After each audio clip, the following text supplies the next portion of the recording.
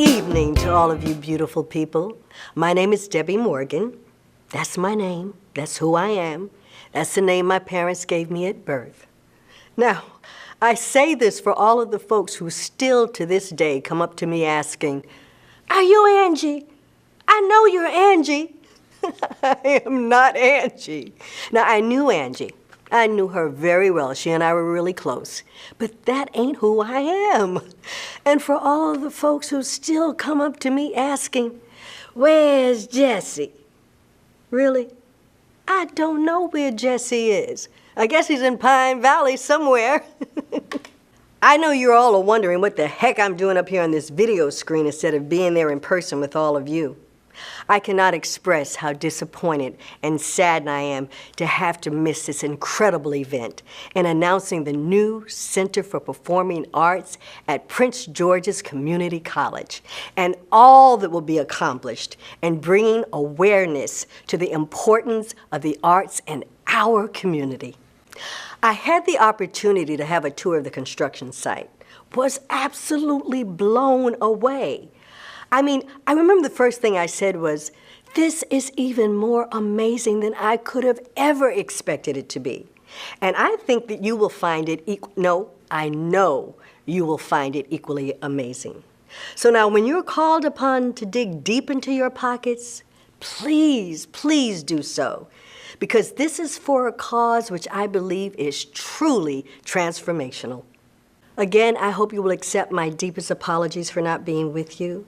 But as the life of an actor goes, while I am blessed to be juggling multiple projects at the moment and working with some wonderful, well-known actors in my industry, scheduling, of course, can at times be challenging.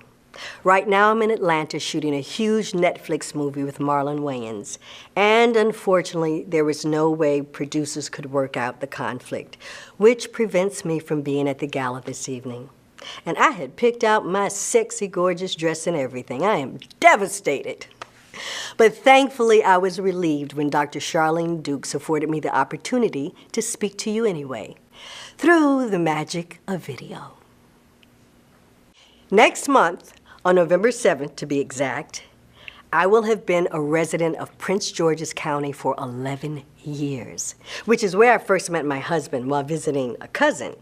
Now, after my husband and I first got together, we knew that long distance was going to be too difficult.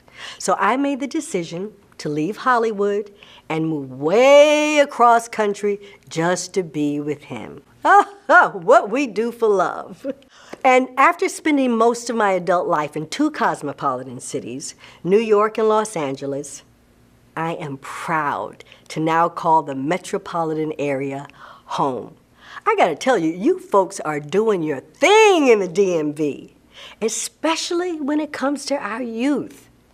Which brings me to why we're here this evening, the importance of the arts.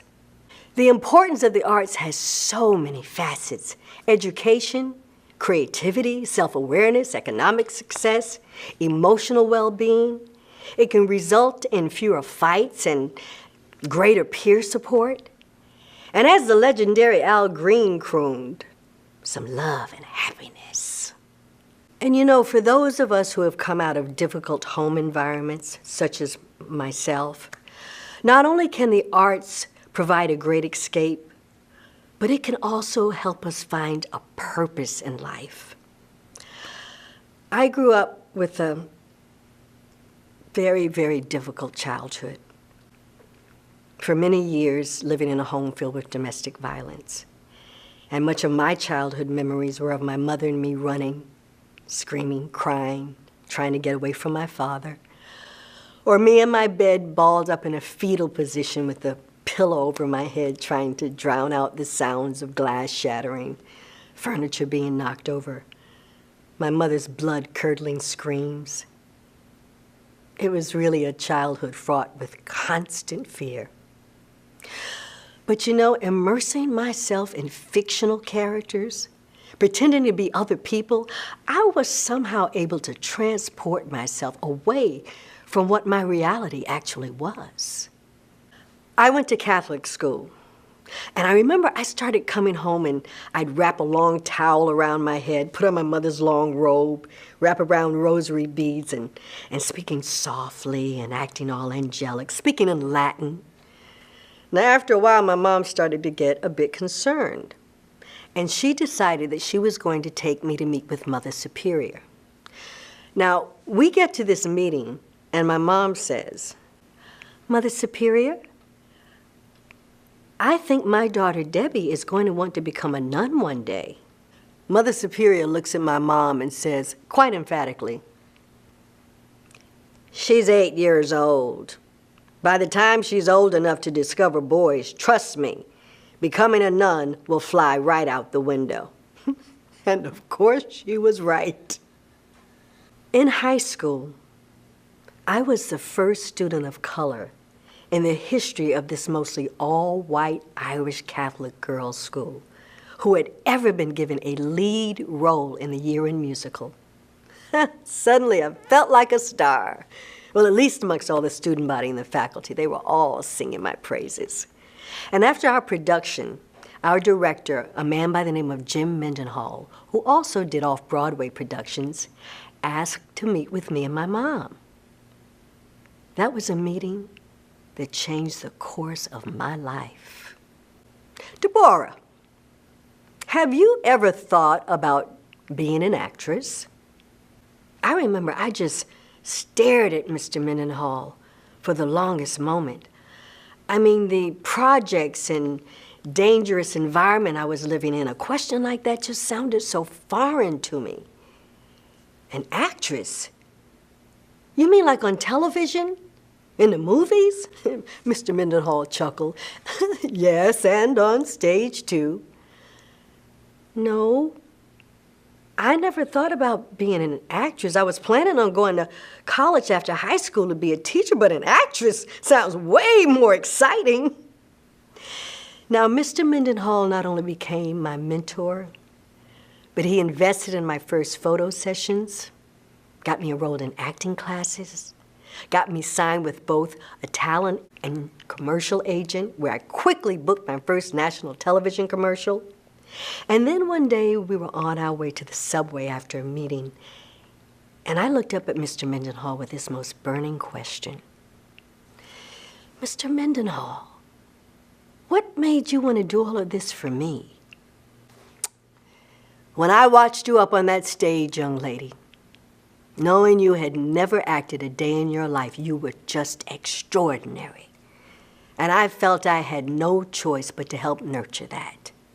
And you mark my words, Debbie, one day, more than thousands of people are going to know your name. And some 15 years later, as I stood on stage at the Waldorf Astoria Hotel in New York City, accepting my Emmy Award for Best Supporting Actress for All My Children, I dedicated my win to Jim. So why am I here speaking to you this evening? Because someone believed in me, invested in my dreams. And now for me, it's about paying it forward to others.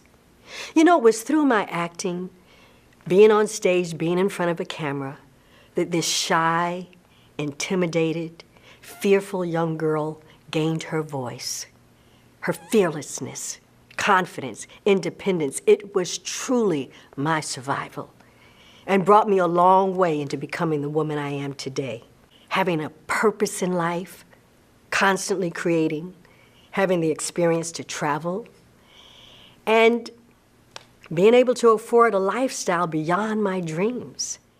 So when I first met with Dr. Dukes and Brenda Mitchell, the executive director of the foundation, we began having discussions about how my contribution to the Center for Performing Arts would impact students and have a positive outcome to the community through the arts. Now, I can testify from my own experiences the enormous impact the arts can afford our young people in discovering who they are, giving them a purpose, showing them that they can define their lives without limitations, not because of where they're from, the color of their skin, and feeling like there may be no successful future on their horizon?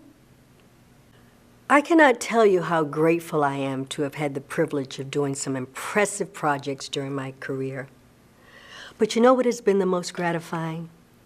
Are people coming up to me after reading my book, seeing my one-woman show, The Monkey on My Back, about how I overcame living through the generational cycles of domestic violence, and them expressing to me how it helped change their lives. I am looking so forward to presenting my one-woman show in 2019 as part of the grand opening festivities for the new Center for Performing Arts at Prince George's Community College. I am so excited about continuing talks with Dr. Dukes and her team about other wonderful possible ideas. And in closing this evening, I would like to ask of all of you to please contact Dr. Dukes, Brenda Mitchell, other members of the Foundation's Board of Directors to see how you can partner for success. Thank you, and good evening.